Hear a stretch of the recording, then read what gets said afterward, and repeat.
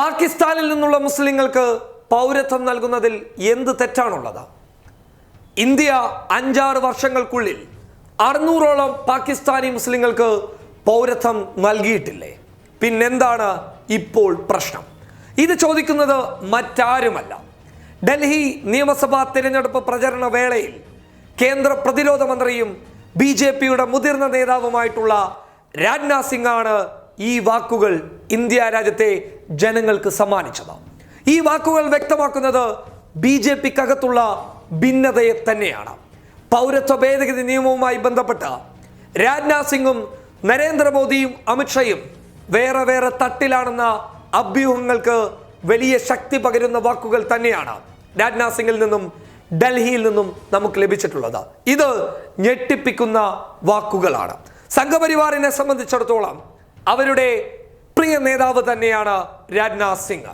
കാരണം BJPയുടെ എല്ലാ മുതിർന്ന പോസ്റ്റുകളിലൊക്കെ അദ്ദേഹം ഇരുന്നിട്ടുണ്ട്. അതിനാൽ തന്നെ അദ്ദേഹത്തിൻ്റെ വാക്കുകൾക്ക് BJPക്കാർക്കിടയിൽ തന്നെ വലിയ പ്രാധാന്യവുമുണ്ട്. ഇതിനു മുൻപ് ലക്നൌവിൽ BJPയുടെ പൗരത്വ ഭേദഗതി നിയമത്തെ ന്യായീകരിക്കുന്ന പ്രസംഗവേദികളിലൊന്നും രാജ്നാഥ് സിംഗ് ഇല്ലാത്തത് വലിയ വാർത്തയായത് നിങ്ങൾക്ക് കണ്ടതാണ്. പക്ഷേ ഇപ്പോൾ ഡൽഹി നിയമസഭാ തിരഞ്ഞെടുപ്പിൽ ഈ വിഷയം അദ്ദേഹം മുന്നോട്ട് വെക്കുമ്പോൾ വ്യക്തമാകുന്ന ഒരു ചിത്രം എന്ന് പറയുന്നത് പൗരത്വ ഭേദഗതി നിയമത്തിൽ BJPക്കകത്ത് തന്നെ വലിയ രൂക്ഷമായ വിമർശനങ്ങളും ഭിന്നതയും ഉണ്ട് എന്നുള്ളതാണ്.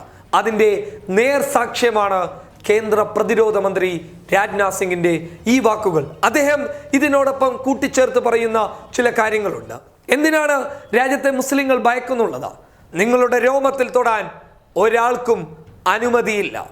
നിങ്ങളെ അങ്ങനെ ആരെങ്കിലും ഉപദ്രവിക്കുന്നുണ്ടെങ്കിൽ അവരോട് തുറന്നു ചോദിക്കാൻ ഞങ്ങളുണ്ട് എന്നാണ് രാജ്നാഥ് സിംഗ് മുസ്ലിങ്ങളെ ഉദ്ധരിച്ചുകൊണ്ട് പറയുന്നുള്ളത്. ഒരുപക്ഷെ ലക്നൌവിലെ മുസ്ലിം മതപണ്ഡിതന്മാരോട് ഏറ്റവും അടുത്ത ബന്ധം സൂക്ഷിക്കുന്ന രാജ്നാഥ് സിംഗിനോട് പൗരത്വ ഭേദഗതി നിയമവുമായി ബന്ധപ്പെട്ട ചില മുസ്ലിം പണ്ഡിതന്മാർ നേരിൽ കണ്ടുകൊണ്ട് തന്നെ വിയോജിപ്പ് രേഖപ്പെടുത്തിയിരുന്നു. ഈ വിയോജിപ്പുകൾ മാത്രമല്ല അദ്ദേഹത്തിന് ലഭിച്ചത്.